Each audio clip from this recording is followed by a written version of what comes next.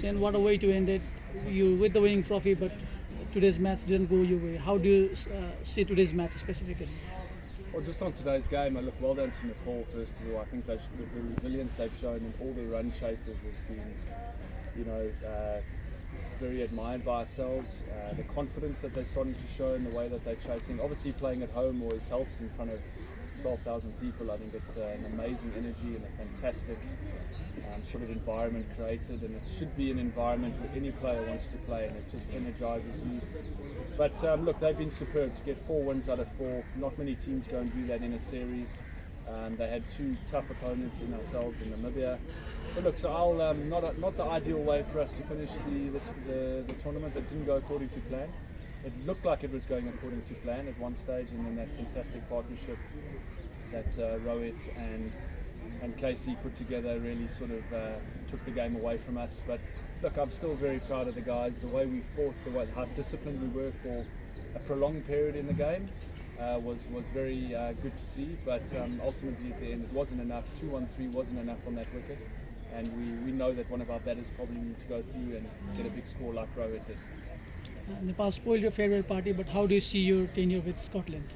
Yeah, I was just looking at the trophy now, and at the bottom there it says 2019 to 2023. You know, that's a long time, and you throw COVID in the middle of that, and all the challenges we face going through that, and how fantastic is it to come out at the back end of that with a trophy, achieving our goals that we set, seeing a lot of the younger players come through the system. Is a wonderful achievement, not only for this group but for the whole organisation in itself. And look, I leave with very fond memories, and this is my last game with the team, and I leave knowing that it's in a very good place for it to kick forward. And whoever the coach is coming in, he's got a group of players here that can play a winning brand of cricket. They're a fantastic group of individuals, and I'm really excited to see where the future goes.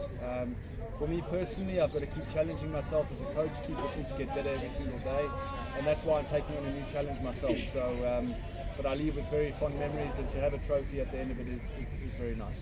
So you said you had started this League 2 series on a bitter note. The first series being very competitive, and the last one it's in a very competitive note as well. How do you see the associate cricket growing in this period that you were with Scotland? Yeah, very tough. Associate cricket has given me an amazing view into a different type of cricket. Every game is cutthroat cricket. Every game for an associate team is a must-win game, you know, and that brings different sort of pressures.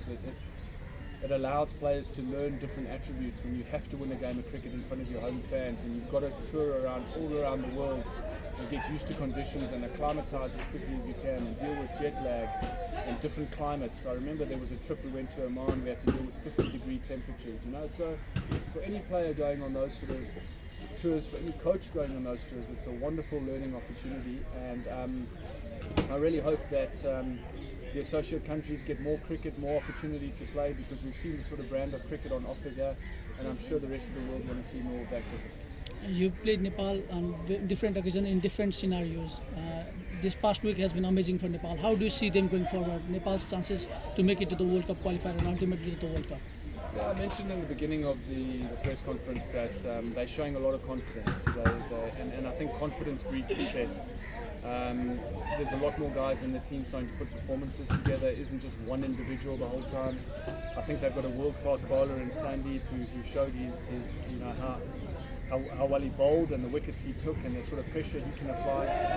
But then there were various others around him that also showed that they can bowl with him in tandem. And then from a batting point of view, various individuals stood up at different times. You know, in the 2 games that we played them, there was a fantastic partnership at the end to win the game, and today was 2 different characters doing it. So they're in a good place. Monty's come in and done a good job so far. He's created a good energy around the squad.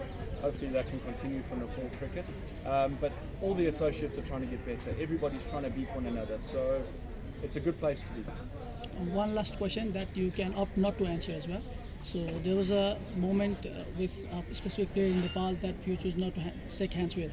What's your stance personally and as a Cricket Scotland representative? Yeah, as a governing body, we made a decision that we don't stand for any sort of discrimination or racism or anything like that. So we made a decision, and we communicated that decision with all parties involved. It was accepted by all parties, and I think as role models in society, we have to stand up and make some tough calls at times, but we stand by our calls, and we don't stand for any sort of discrimination.